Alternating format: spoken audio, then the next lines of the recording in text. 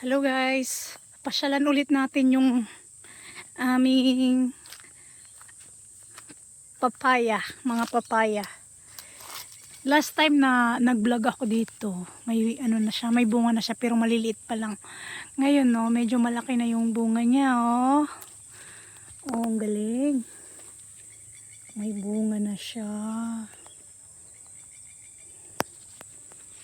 Kaya lang hindi yung talagang as in marami dito din sa kabila. Wow, nice one. Oops, tapos may mga bulaklak pa siya guys. Tapos dito din sa kabila, tignan natin kung ito malaki na siya guys. Oh, laki na.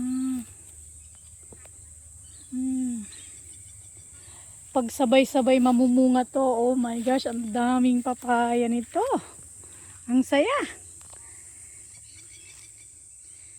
Kaya lang ang kalaban dito guys, mga ibon. Pag nakita nila na may hinog na na papaya or kahit na yung mga kamatis namin, oh my gosh, talagang kinakain nila guys. Tas ito, bakit kaya nagkakaganito yung dahon ng papaya? Nagkakayelo sa dulo. Balik na tayo dun. So guys, yan, update ko lang po to sa sa tanim naming papaya. Bali siguro 4 months na to guys. 4 months o more than 4 months na. Diba? Sabay-sabay tinanim. Pero may maliit, may malaki. Ito malalaki tong malalaki tong 1, 2, 3, 4, 5, 6, 7. Tas the rest is maliliit na sila. So ito ding linya na to, pareho lang dwarf. Parehong dwarf. Bali 3 linya to guys. Tapos kunin ko yung aking kamatis. Tapos tingnan nyo guys, natubuan na ng damo. Itong linya na naman na to guys, ito. Yung linya na yan, ito yung mataas siya. Mataas to, hindi mataas na variety. Hindi ko alam kung anong variety to guys. Pero yung ang asawa ko sabi niya mataas daw to eh. Tapos tingnan nyo guys yung mga okra ko, nagsilakihan na, sobrang tataas na guys. Tapos yung damo, grabe, taas na, ang hirap tanggalan ng damo to guys.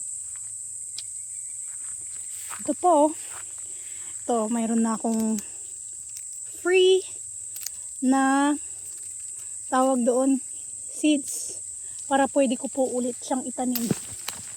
Yan o. Diba? Ito pa.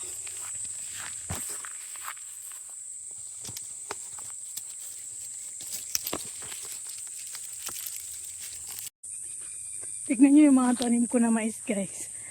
White corn. Kaya lang, yung nila, yung distance ng nila guys, medyo masikip. Medyo yung nila. Tapos may mga bulaklak na siya guys. Oh.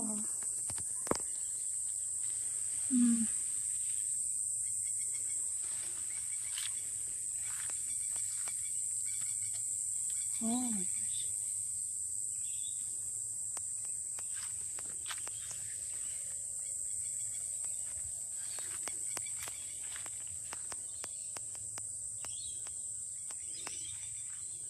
Tingnan nga na. Wala man. Ito na siya guys. May parang bumubuo na